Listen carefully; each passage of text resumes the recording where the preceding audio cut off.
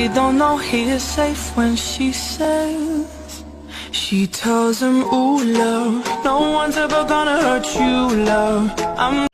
Hello Spartans, இன்றைக்கி நம்ம என்ன வீடியோ பார்க்க போகிறோம்னா கூலிப் வீடியோ தான் பார்க்க போகிறோம்.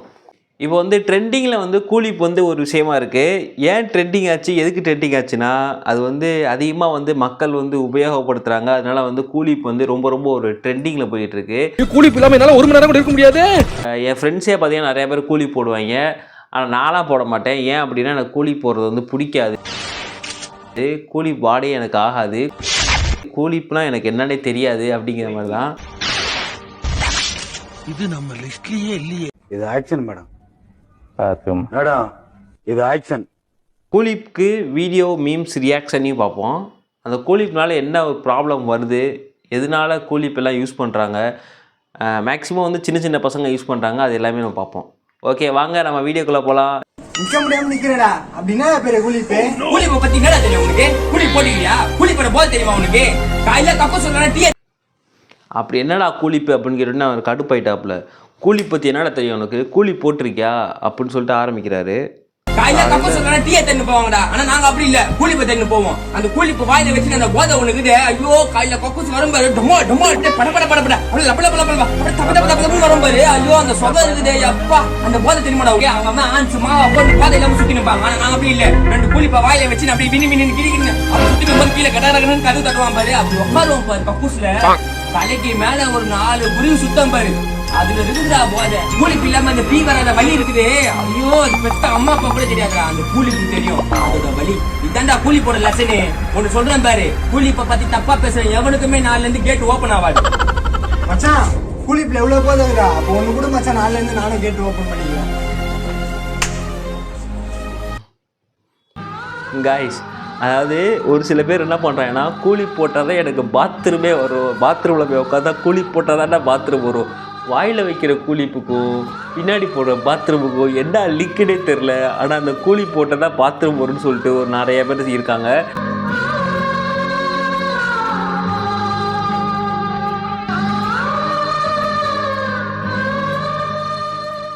சில பேர் இந்த மலச்சிக்கல், அப்புறமா இந்த வந்து எனக்கு வந்து பாத்ரூம் வரமாட்டுது, இந்த மாதிரி சில ப்ராப்ளம் நோயெல்லாம் இருக்கவங்க மேபி கூலிப் போட்டு பாத்ரூம் வரும் நினைக்கிறேன். ஸோ வந்து கூலிப் போட்டு எல்லாம் பாத்ரூம் போய் மலச்சிக்கல் ப்ராப்ளமாக இருந்தால் நீங்கள் வந்து சால்வ் பண்ணிக்கோங்க.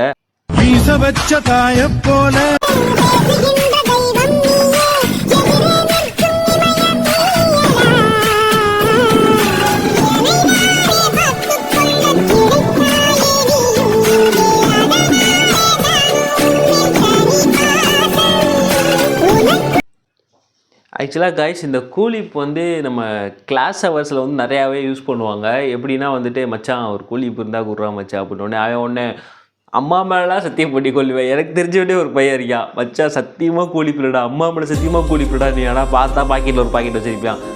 அதாவது சில பேர் என்ன பண்ணுவானுங்கன்னா, ஒரு சில பேர் கூலிப்பு வந்து வாரி வழங்குவானுங்க. ஒரு சில ஏன்னா அவங்க வந்து கொடை வள்ளலாக இருப்பாங்க, அவங்க வந்து டாட்டா பிர்லா ஃபேமிலியாக இருப்பாங்க, அவங்க வந்து கூலிப்பு வந்து வாரி வழங்குவாங்க. அதுக்கு வந்து சில பல பெயர்கள் இருக்குது. ஒன்று வந்து சிஎல், அப்புறம் குளிதோதடு, அப்புறம் வெப்பன், அப்புறம் ஆயுதம், அப்புறம் வேறு என்னடா இருக்குது, வாய் தலகாணி. இது மாதிரி நிறையா கூலிப்புக்கு நிறையா பேர் இருக்குது. உங்களுக்கு ஏதாவது பேர் தெரிஞ்சு அதையும் கமெண்டில் சொல்லுங்கள். நீங்கள் எத்தனை பேர் கூலிப்பில் வருங்கிறதையும் கமெண்டில் சொல்லிட்டு போங்க. அடுத்து ஃப்ரெண்ட்ஸ்லாம் பக்கத்தில் உட்காந்து பெஞ்சில் உட்காந்து ஃப்ரெண்டாக இருந்த விட கூலிப் வாங்கி ஃப்ரெண்டாக இருந்தால் வந்து ரொம்ப அதிகமான ஃப்ரெண்ட்ஸாக இருக்காங்க. அதே மாதிரி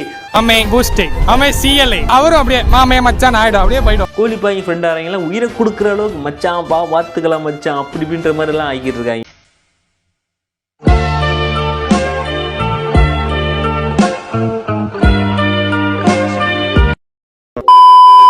கூலிப் போடுறதுனால வந்து என்னென்ன ப்ராப்ளம் வருதுன்னா, கூலிப் போட்டோன்னே நீங்கள் சாக மாட்டீங்க. ஏன் அப்படின்னா, நீங்கள் கூலிப் போட்டோன்னே செத்துட்டீங்கன்னா அப்புறம் கூலிப் தயாரிக்கிறவனுக்கு என்னடா வியாபாரம். அதனால் கூலிப் போட்டோன்னு நீங்கள் சாக மாட்டீங்க. ஃபஸ்ட்டு வந்து ஒரு கூலிப் போடுறீங்க அப்படின்னா ஒரு மாதிரி கிருன்னு இருக்கும் போல்.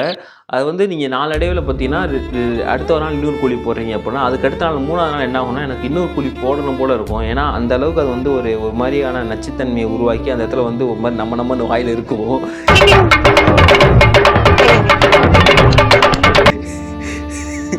அது நம்மன்னு வாயில் இருக்கும்போது இன்னொரு கூலி போட்டால் தான் அவனுக்கு வந்து அப்படி கொஞ்சம் நல்லாயிருக்கும் அப்படிங்கிற மாதிரி இருக்கும். அப்போ என்ன பண்ணுவான், அந்த இன்னொரு கூலி வாங்கி போடுவான். அடுத்த நாள் வந்து பார்த்தீங்கன்னா அந்த கூலி பங்கு வச்சோடனே என்னடா இது ஒன்றுமே இல்லை மண்ணு மாதிரி இருக்குது அப்படின்னு சொல்லிட்டு அது மாதிரி வரணும் வேணும்னு சொல்லிட்டு நிறையா கூலி வாங்கி வாயில் அப்படி இங்கே ரெண்டு திணிச்சு வச்சுக்கிடுவாங்க. திணிச்சு வச்சோடனே திரும்பி அந்த சாட்டிஸ்ஃபேக்ஷனுக்கு வந்துடும்.